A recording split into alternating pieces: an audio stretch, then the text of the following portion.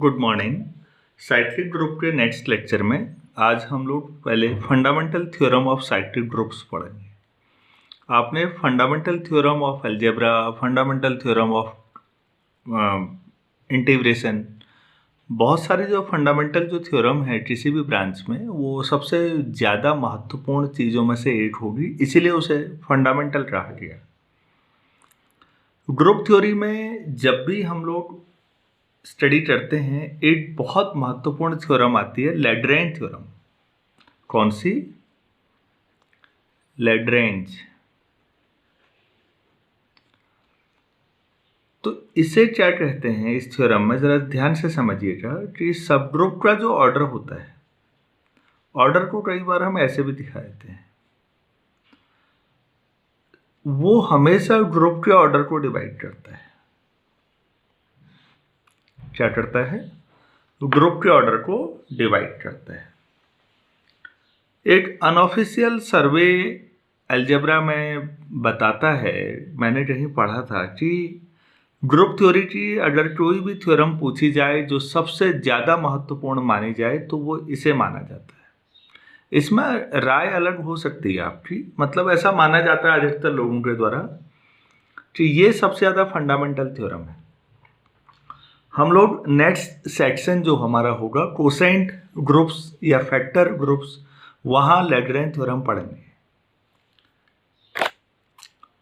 तो ये क्या कहता है कि अगर H कोई सब ग्रुप है तो उसका ऑर्डर ग्रुप के ऑर्डर को डिवाइड करेगा, लेकिन कन्वर्स में नॉट बी ट्रू। मतलब ग्रुप का ऑर्डर को जो कोई नंबर भी डिवाइड करे, उस ऑर्डर का सब ग्रुप होना जरूरी नहीं है। मान लेते हैं कि G का ऑर्डर 30 है, तो 30 को कौन कौन से नंबर डिवाइड करते हैं? 1, 2, 3, 6, 5,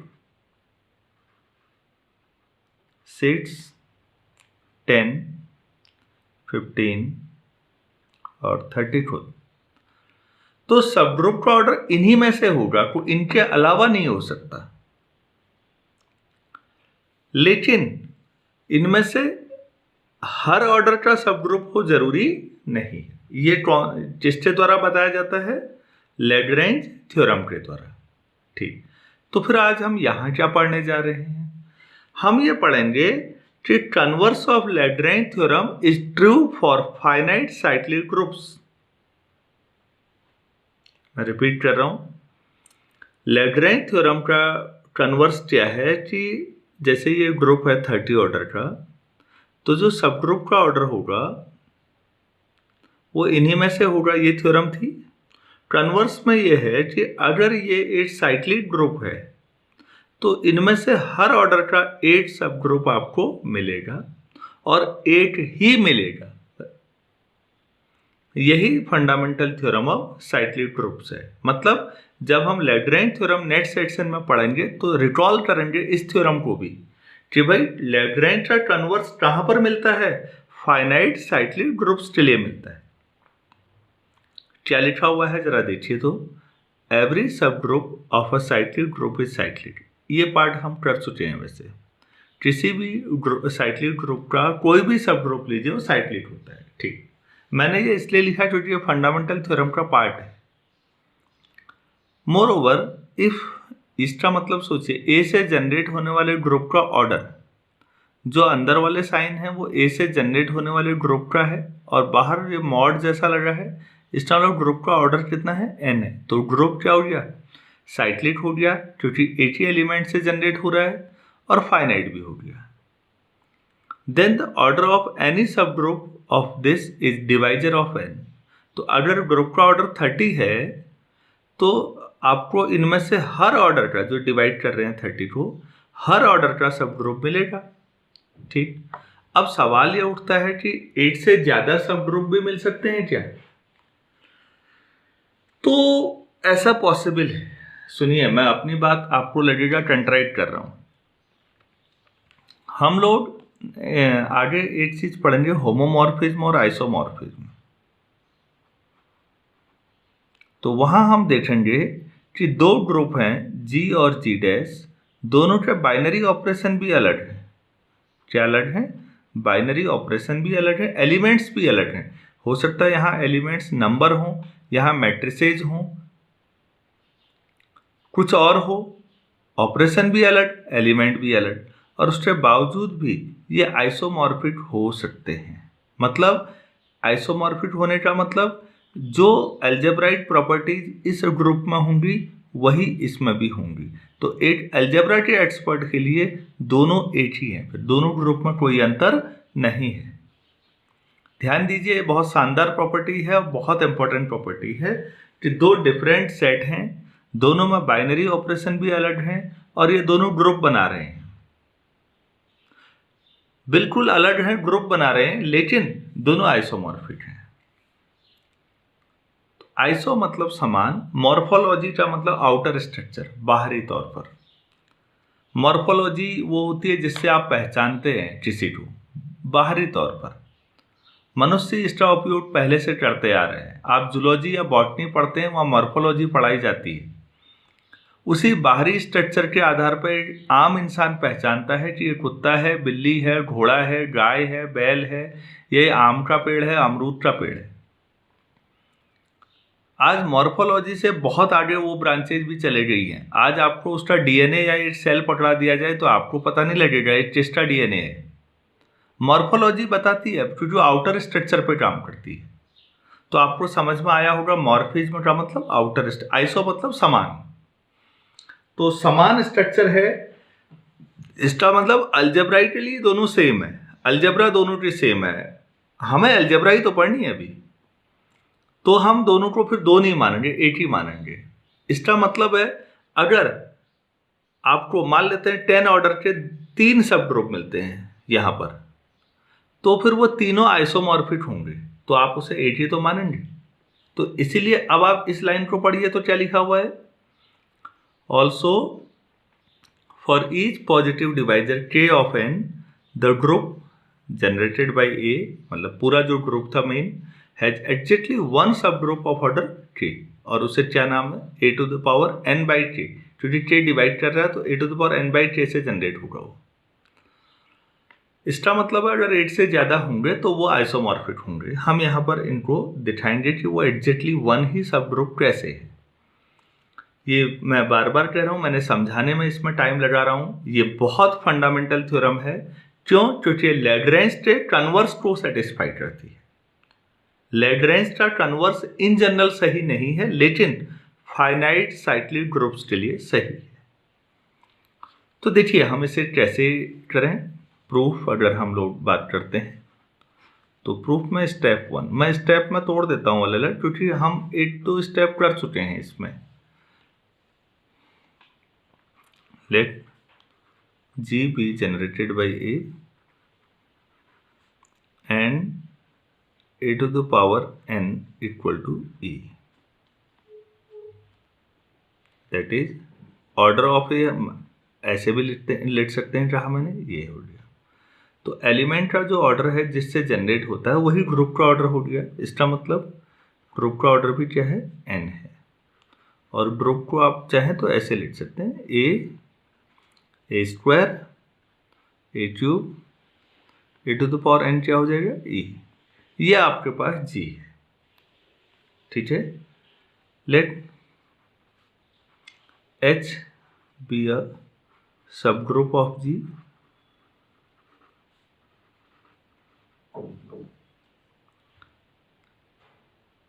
and m is the least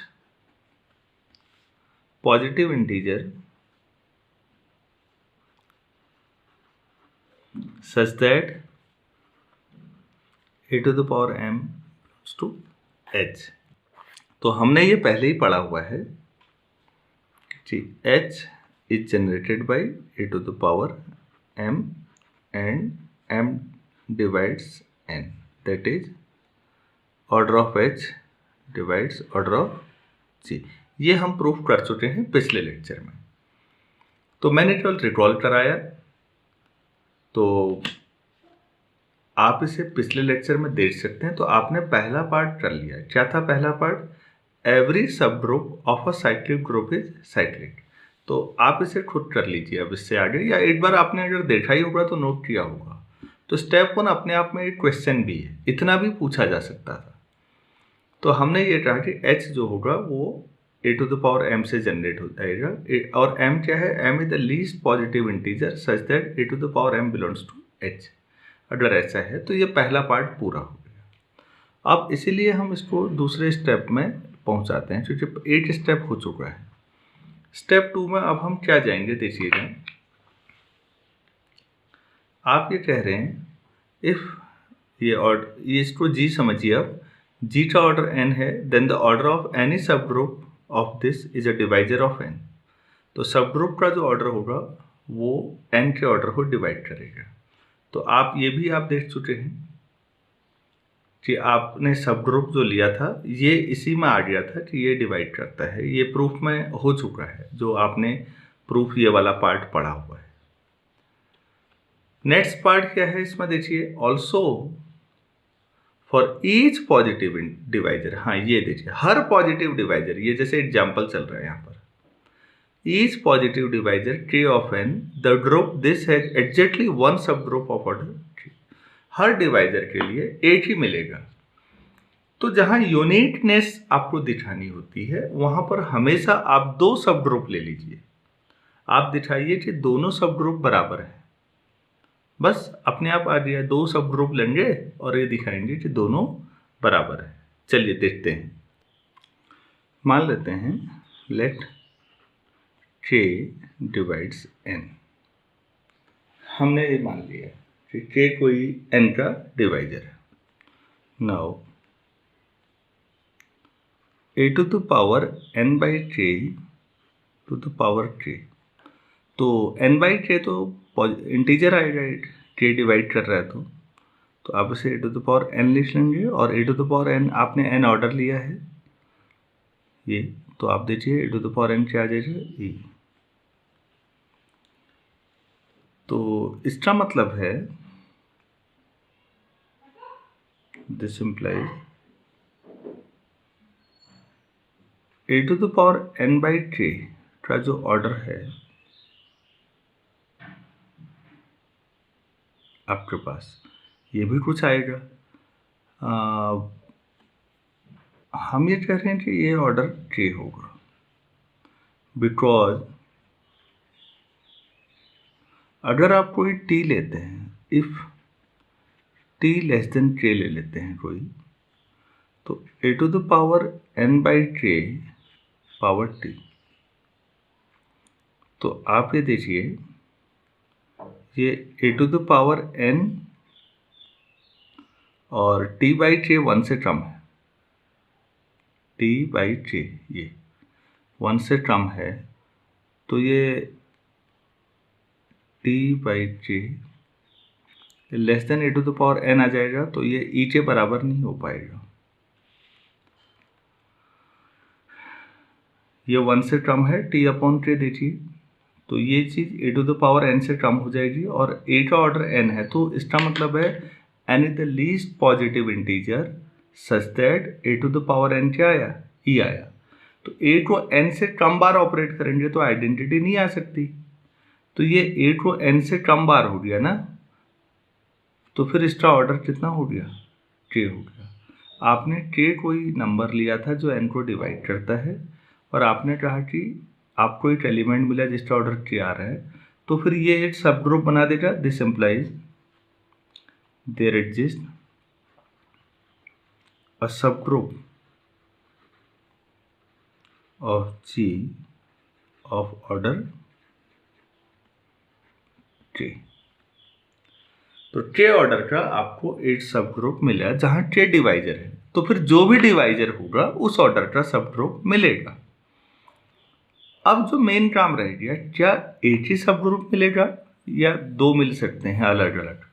तो अगर वो, मैं फिर कह रहा हूँ, वो आइसोमॉर्फिज्म हमने पढ़ा नहीं है, तो हम यहाँ क्या करते हैं, दो ले लेते हैं और दोनों को इक्वल प्रूफ कर देते हैं। चलिए देखिए नेक्स्ट पेज पर। तो अब इस बार मैंने इसको और सिंप्लीफाई कर दिया। मैंने ये लिखा, आपको यही प्रूफ करना है a to the power n by k से जनरेट होने वाला जो ग्रुप है is the only subgroup of G of order three. तो जब ओनली लिखा हुआ है तो प्रूफ करने के लिए एक और लेना चाहिए आपको, तो हम ले लेते हैं लेट एच बी एनी सब group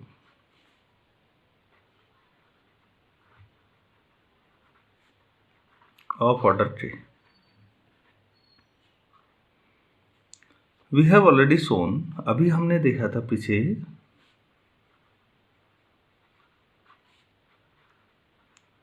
we have already shown that h is generated by a to the power m। हमने ऐसा किया था, और यहाँ पर m क्या था अगर आपको याद हो तो m, मैं फिर लिख देता हूँ, where m is the least positive integer such that a to the power m belongs to h, ऐसा था। अगर आप इसे मानते हैं और यहाँ पर n आपके पास कोई आ रहा है तो बाय डिवीजन एल्गोरिथम में क्या लिख सकते हैं, m तो सबसे छोटा है h में, तो m से डिवाइड करते हैं। By division algorithm we have n equal to M Q plus R लिख लेंगे, जहाँ r जो होगा वो m से छोटा होगा, लेकिन यहाँ 0 हो सकता है या पॉजिटिव, ये होगा। नाउ अब e आपने क्या पढ़ा है, a to the power n। अब n की जो आप क्या लिख सकते हैं, एम क्यू प्लस आर, तो a to the power M Q plus R ऐसा लिखा जा सकता है। तो इसे अलग अलग लिख देते हैं, a to the power M q और a to the power r, ऐसा हो जाएगा। This implies A to the power r कितना हो जाएगा, a to the power minus m q, तो a to the power m to the power minus q. तो a to the power m तो h को बिलोंग करता है, तो उसकी कोई भी इंटीजर पावर करेंगे तो ये किस में होगा, एच में होगा। और this implies A to the power R belongs to H, ये दोनों बराबर हैं। और जहां r आप कह रहे हैं m से छोटा है, m जो है सबसे छोटी पॉजिटिव इंटीजर है कि a to the power m h में होगा, तो r पॉजिटिव इंटीजर तो अब हो नहीं सकता, तो फिर r क्या होगा, 0 हो जाएगा। r अगर 0 हो जाएगा तो यहाँ पर रख दीजिए। सो आपके पास n कितना मिलेगा, M Q.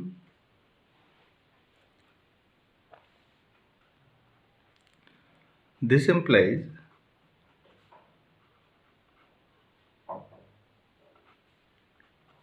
k equal to order of h equal to a to the power m, आप ऐसे लिख सकते हैं। ये कितना मिला आपको, n अपॉन m।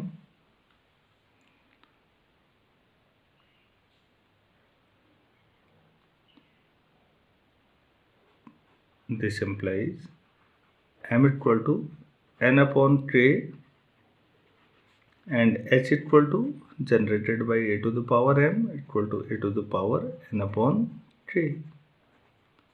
तो फिर दो कहाँ रहे, एक ही हो गया, वो एक ही एलिमेंट से जनरेट होने वाला आ गया। तो ये आपके पास थ्योरम में यूनिटनेस थी। या फिर आप ये दिखा दीजिए कि दो अगर एक ही ऑर्डर के साइक्लिक सब ग्रुप मिल रहे हैं तो दोनों आइसोमॉर्फिक है। अब आइसोमॉर्फिक बाद में दिखाएंगे। हम लोग अब इस बात को जो ये कह रहे हैं इसको इलस्ट्रेशन करते हैं। ये थ्योरम तो प्रूफ हो गई।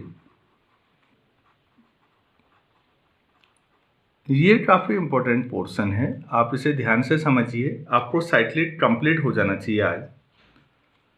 Late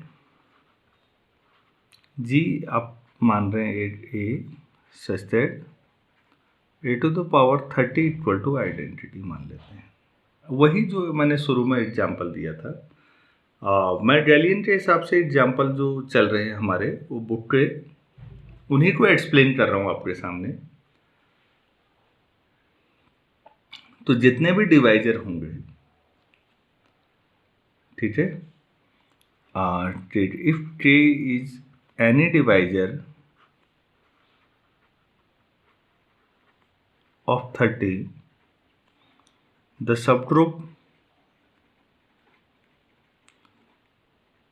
of order K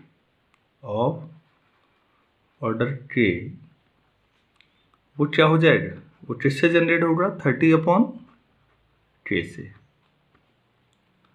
so the list of subgroups of A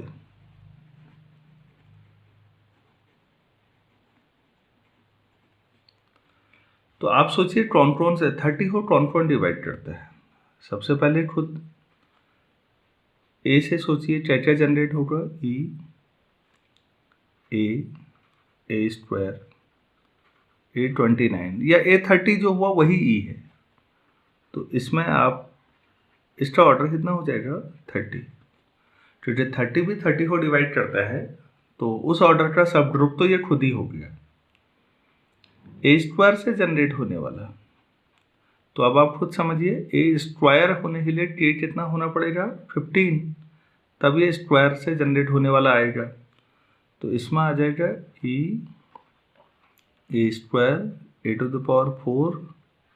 A⁴ कहाँ तक सोचिए, 28, तो ऑर्डर कितना हो जाएगा, 15। अब आप सोचिए A³ से जनरेट होने वाला, A³ से क्या क्या जनरेट हो सकता है, 3 के मल्टीपल में सोचिए, A3 A⁴ A⁴27 A⁴30 फिर आइडेंटिटी है। तो अगर ये 3 लाना है तो के कितना होगा, तो यही ग्रुप का ऑर्डर हो जाएगा। क्या हो जाएगा, ग्रुप का ऑर्डर 10 हो जाएगा। A⁴3 के बाद कौन डिवाइड करता है 30 को, 5, तो 5 में आप सोचिए क्या क्या आएगा, A⁴ A⁴10 कहाँ तक, A⁴25। अब ये 5 तब आएगा जब K 6 होगा, तो ऑर्डर कितना हो जाएगा, ग्रुप का ऑर्डर क्या हो जाएगा, 6 हो जाएगा। उम्मीद है यहाँ तक समझ में आ रहा है। मैं नेक्स्ट पेज पे करता हूँ।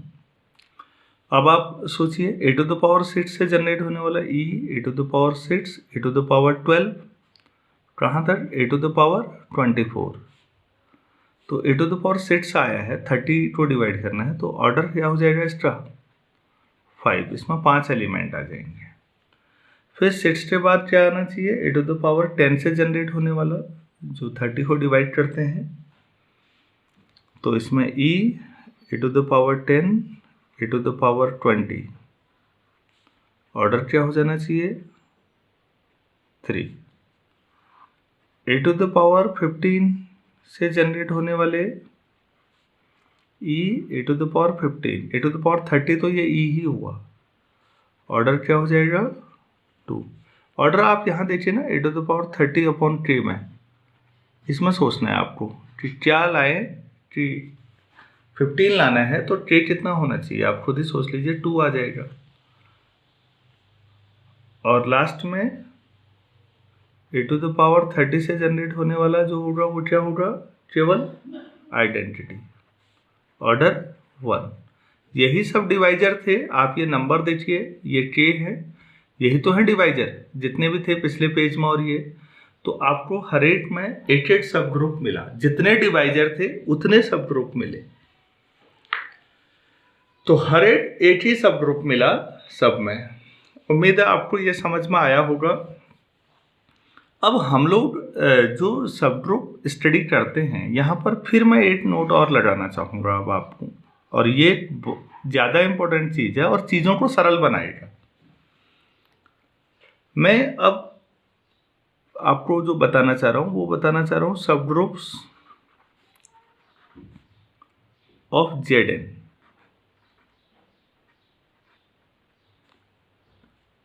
Z set of integer modulo n, ये समझना ज़्यादा आसान है।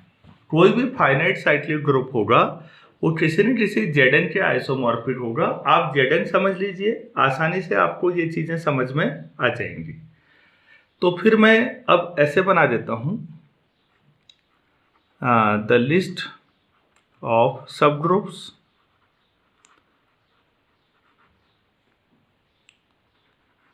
ऑफ Z30 मान लेते हैं यही। तो यहाँ पर अब जो A है वो 1 हो जाएगा। आप ले लीजिए Z30। तो अब आप बताइए 30 को डिवाइड करने वाले Z30 में भी सोचिए, मैं दोबारा सारी चीज़ें समझा रहा हूँ। 1 से कौन से जनरेट हो जाएंगे? Z30 का मतलब एडिशन मॉड्यूलो, प्लीज ध्यान दीजिए, एडिशन मॉड्यूलो 30।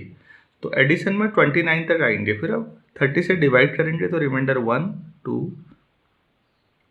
कहाँ तक? 29 तक। इसका ऑर्डर कितना हो जाएगा? ऑर्डर 30 ही रहेगा। 2 से जनरेट होने वाला सोचिएगा, 0 2 4 28। ऑर्डर कितना हो जाएगा? 15। 2 से सीधे डिवाइजर सोचते रहिए, ये आसान है समझना। और ये वही है बेसिकली जो वहाँ इन जनरल एलिमेंट ए लिया था, यहाँ 1 2 3 में। मैं ये कहना चाहता हूँ कोई भी साइक्लिक ग्रुप लीजिए, अगर वो 30 एलिमेंट्स का है या 10 एलिमेंट्स का है तो वो Z10 के आइसोमॉर्फिक कर लीजिए। तो Zn आपके लिए समझना हमेशा बहुत आसान रहेगा। क्यों? क्योंकि इंटीजर्स के लिए हम काफ़ी कंफर्टेबल अप्रोच लेते हैं। तो आप Zn में समझिए कोई भी फाइनाइट साइक्लिक ग्रुप, और इनफाइनाइट है तो Z के इक्विवेलेंट कर लेंगे हम, क्योंकि जो Z आपके पास है वो इनफाइनाइट साइक्लिक ग्रुप का एक सरल उदाहरण है जो 1 और -1 से जनरेट हो जाता है। कोई भी इनफाइनाइट साइक्लिक ग्रुप हो, 2 ही जनरेटर होने हैं। 3 से अगर करेंगे तो 0 3 6 27, और ऑर्डर कितना हो जाएगा? 3 से सीधे 30 को डिवाइड करिए, यहाँ ज़्यादा आसान है, 10 हो जाएगा। 3 के बाद क्या आता है डिवाइजर 30 का? 5 0 5 10 करते हुए 25। तो ऑर्डर कितना हो जाएगा इसका? 6। 5 के बाद 6 से जनरेट होने वाला 0 6 12 24। 6 से डिवाइड कीजिए 32, तो ऑर्डर कितना हो जाएगा? 5। ग्रुप का ऑर्डर है ये। 6 के बाद क्या है? 10। 10 से तो 0 10 20, तो ऑर्डर कितना हो गया इसका? 3। 10 के बाद 15 से जनरेट होने वाला 0 और 15, इसका ऑर्डर कितना हो जाएगा? 2 हो जाएगा। और 30 से जनरेट होने वाला केवल 0, ऑर्डर 1 हो जाएगा।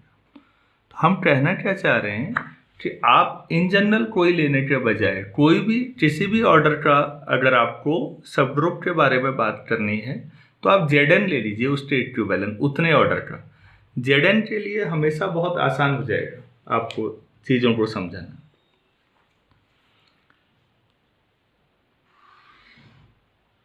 तो जितने भी ऑर्डर का सब ग्रुप लें उसको Zn के साथ कंपेयर कर लें। हम बाद में ये पढ़ेंगे आगे। ऑर्थर कैले की एक थ्योरम आएगी काफ़ी फेमस, तो उस थ्योरम के बाद आप देखेंगे कोई भी, मैं कह रहा हूँ बार बार कह रहा हूँ, कोई भी साइक्लिक ग्रुप लीजिए जिस ऑर्डर का है, अगर वो n ऑर्डर का है तो आप सीधे Zn को स्टडी करिए। बाकी उसमें क्या एलिमेंट हैं, क्या ऑपरेशन है, छोड़िए, आप Zn को स्टडी करिए बस। Zn हो गया, क्योंकि वो Zn आइसोमॉर्फिक होगा, उसके आइसोमॉर्फिक होगा, ये हम नेक्स्ट पार्ट में प्रूव करेंगे, जब आइसोमॉर्फिज्म पढ़ेंगे। तो Zn समझना हमेशा बहुत आसान है। कल हमने ऐसे ही जो UN से रिलेटेड हमने पढ़े थे, अगर आपको याद होगा तो UN के जो जनरेटर थे, आप देख रहे थे 8 जनरेटर मिल जाए, बाकी सब मिल जाते हैं। उम्मीद है आपको यहाँ पर fundamental theorem of cyclic group समझ में आई होगी और इसके सब ग्रुप्स के बारे में आपने ये देखा होगा। इस पर एक थोड़ा सा लैटिस जैसा बनाते हैं, इसको समझने की कोशिश और बेहतर तरीके से करते हैं। इन सब ग्रुप्स में भी आपस में कई एक दूसरे के सब ग्रुप हैं, तो वो कैसे हैं मैं नेक्स्ट पेज पे चार्ट बनाता हूँ। तो ये सब ग्रुप लैटिस ऑफ Z30 में बना रहा हूँ। इसमें जो सबसे बड़े ऑर्डर का है, आपके पास सारे सब ग्रुप देखिएगा ये थे, इसमें आपके पास सबसे बड़ा यही है, फिर 1 से जनरेट होने वाला। तो जो 1 से जनरेट होने वाला है उसे सबसे ऊपर रखिए। तो आपने ये लैटिस में 1 से जनरेट होने वाला रख दिया। उसके बाद आप ये देखिए कि 1 के बाद जितने प्राइम हैं तो वो 2, 3, 5 आपके प्राइम नंबर हैं। देखिए 2, 3 और 5 ये तीनों प्राइम है। फिर 6 कंपोजिट आ रहा है। तो 2, 3, 5 एक ही लेवल पे रखिएगा, इससे नीचे। तो इससे नीचे का मतलब यहाँ पर और ऐसे कर लेते हैं। तो ये 2 से जनरेट होने वाला ग्रुप, ये 3 से जनरेट होने वाला और ये 5 से जनरेट होने वाला। अब आप कहेंगे ये नीचे क्यों रखे हैं? ये देखिए सब ग्रुप हैं। ये जो 2 से जनरेट होने वाला ग्रुप है, अगर मैं 1 को मेन ग्रुप समझूं अभी, तो 2 से जनरेट होने वाला उसका सब ग्रुप है या नहीं? देखिए सबसेट है या नहीं है? इसमें 0 से 29 तक सब है, इंटीजर नेचुरल नंबर, इसमें इवन है केवल। तो ये 2 से जनरेट होने वाला ग्रुप 1 से जनरेट होने वाले ग्रुप का सब ग्रुप हुआ या नहीं हुआ? 3 के लिए भी देख लीजिए, वो 1 वाले का सबसेट है या नहीं, और 5 भी। तो ये सबसेट है इसके, तो ये तीनों इसके नीचे आएंगे। क्या ये समझ में आया? अब जो नेक्स्ट हमारा है सब ग्रुप, वो क्या है? 6 से जनरेट होने वाला। आप देखेंगे 6 से जनरेट होने वाला जो है, उसमें वो एलिमेंट है जो 2 से जनरेट होने वाले में थे। 2 का सब ग्रुप होगा या नहीं? आप देखिए 0, 2, 4, 28 है, ये 24 तक है, इसमें 6 है, यहाँ भी 6 आता फिर 2 से जनरेट होने वाले में। 12 भी आएगा, यहाँ सारे इवन है। 6 जो होगा वो 2 का सब ग्रुप होगा, लेकिन 6 इसी समय 3 का भी होगा। तो ये दोनों के नीचे मैं यहाँ पर 6 लिख देता हूँ और इसको दोनों से कनेक्ट कर देता हूँ। यह आपको सब ग्रुप्स का स्ट्रक्चर समझने में मदद करने वाली थ्योरम है, रिजल्ट है। आप ऐसा लिख सकते हैं। 6 के बाद आप 10 पे आइए। तो 10 के मामले में अगर आप देखेंगे तो 10 में 2 और 5 का रोल है, तो मैं उसको यहाँ पर लिख लेता हूँ, ऐसा लिख लूँ, 10 ये हो जाएगा। अब देखिए 10 के बाद है 15, 15 में 3 और 5 का रोल है, तो ये 15 जनरेट होने वाला आ गया। और लास्ट में 30 जो है 30 से जनरेट होने वाला, या उसको 0 से जनरेट होने वाला भी कह सकते हैं, ज़्यादा अच्छा 0 से जनरेट होने वाला कर देते हैं। केवल आइडेंटिटी तो होनी है, लेकिन वो इसका भी सब ग्रुप है, इसका भी है और इसका भी है। तो दिखने में उतना अच्छा नहीं, थोड़ा बीच में बनाता और सिमेट्रिक होता। आप समझ पा रहे होंगे कि ये लैटिस किस तरह से हम बनाते हैं। सब ग्रुप्स का स्ट्रक्चर हम थोड़ा बेहतर समझ पा रहे हैं। कौन किसका सब ग्रुप है ये भी समझ पा रहे हैं। ये जो 1 से जनरेट होने वाला था ये Z30 था। उसके बाद आपने प्राइम देखिए कौन कौन से थे, और फिर आगे जो हैं वो ये जैसे 6 है, ये 2 और 3 दोनों का सब ग्रुप है, 10 इन दोनों का है, 15 इन दोनों का है, 30 इन तीनों का है, एंड सो ऑन। इस तरह से आप बना सकते हैं। इसको सब ग्रुप लैटिस कहते हैं। Z30 का है, आप कोई और भी बना सकते हैं। पहली बात, कोई भी साइक्लिक ग्रुप के लिए आप बना सकते हैं, क्योंकि सारे डिवाइजर्स के लिए सब ग्रुप बनेगा। और कोई भी आपको अगर 25 ऑर्डर का साइक्लिक सब ग्रुप मिलता है तो Z25 कर लीजिए आप, भले ही वो सब ग्रुप में एलिमेंट कोई भी हो। तो मैं यहां पर एक चीज आपको लिखाना चाहूंगा, काफी इंपॉर्टेंट। आप जैसे प्राइम नंबर्स का जो रोल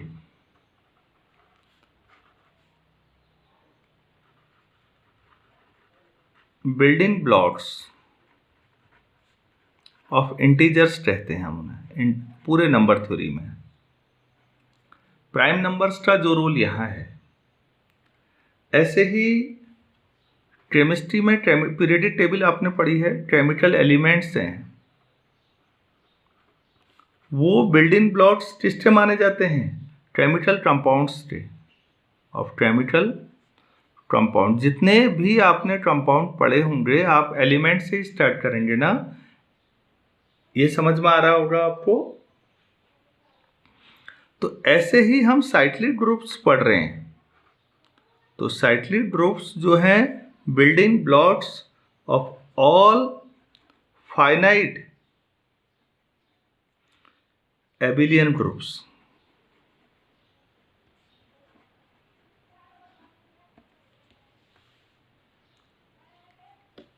आप ऐसा कह सकते हैं, ये आपको याद करने का तरीका है कि आप साइक्लिक ग्रुप्स पे इतना फोकस कर क्यों रहे हैं। जितने भी फाइनाइट एबिलियन ग्रुप्स होंगे उनके बिल्डिंग ब्लॉक्स बेसिकली ये साइक्लिक ग्रुप ही होते हैं। जितने भी केमिकल कंपाउंड आपने पढ़े हैं उनके बिल्डिंग ब्लॉक सारे केमिकल एलिमेंट ही होते हैं। आप सारे इंटीजर्स पे बात करते हैं तो बेसिकली उनके बिल्डिंग ब्लॉक्स प्राइम नंबर से ही होते हैं। तो ये आपको समझने में मदद करता है कि अच्छा हम इस पे एम्फसाइज क्यों कर रहे हैं। उम्मीद है आपको ये सब समझ में आ रहा होगा। अब आपको एक क्वेश्चन मैं कराता हूँ इनफाइनाइट साइक्लिक ग्रुप्स का। जी आप सेट ऑफ इंटीजर्स ले लीजिए, ठीक है।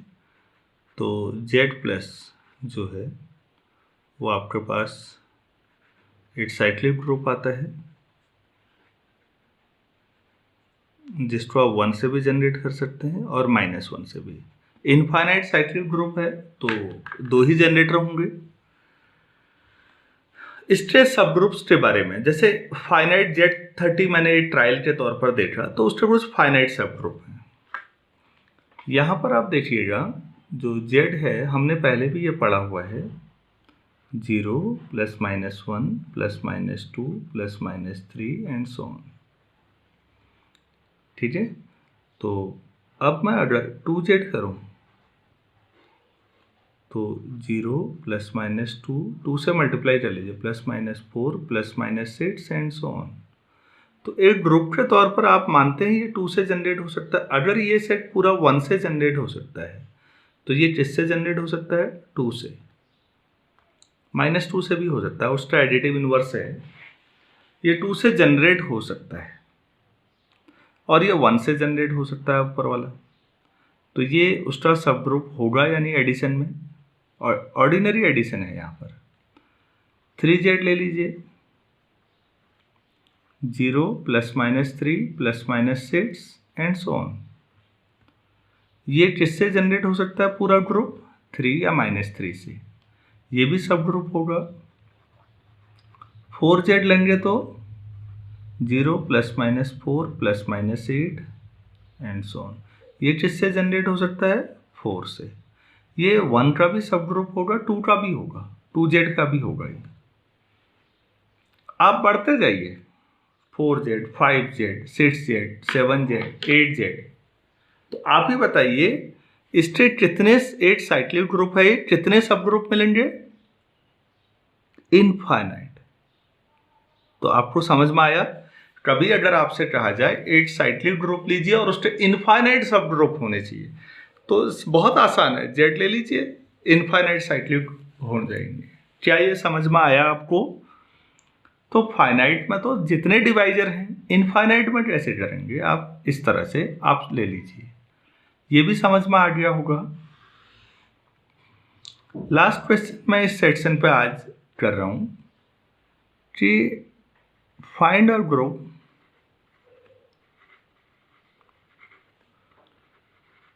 which is not cyclic।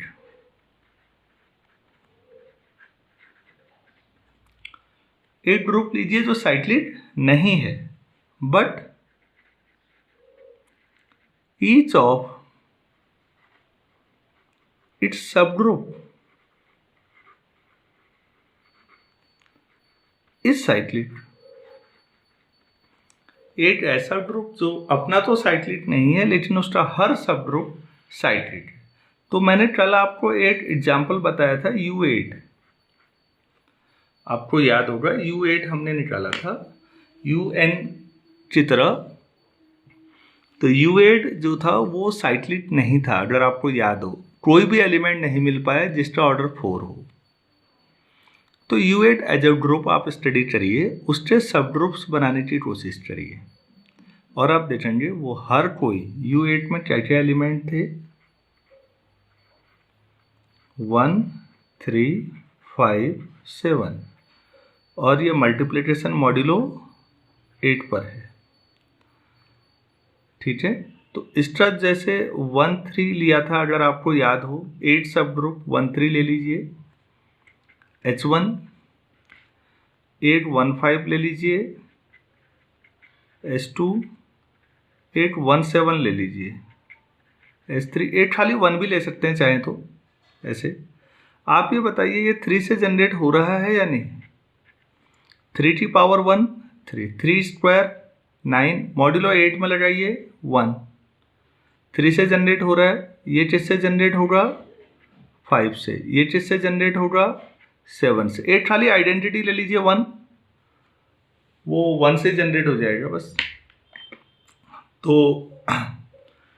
कोई और भी मिल सकता है इसके अलावा, कोई एलिमेंट ऐसा नहीं था। आपने कल देखा भी था इसको पिछले लेक्चर में कि 3 केवल 1 और 3 को जनरेट करता है, 5 1 और 5 को, 7 केवल 1 और 7 को, और 1 अकेले होगा तो वो 1 वो भी माना जा सकता है। तो ये एक ऐसा ग्रुप है जो साइक्लिक नहीं है, लेकिन इसका हर सब ग्रुप साइक्लिक है। 3 ये हो गए, चौथा अकेले 1 ले लीजिए। उम्मीद है आपको समझ में आया होगा। साइक्लिक पे जो लिमिटेड रिसोर्सेज और लिमिटेड टाइम में मैं जो सिखा सकता था मैंने कोशिश की है। उम्मीद है आप सेटिस्फाई होंगे और इसको लगातार फॉलो कर रहे होंगे। Thank you.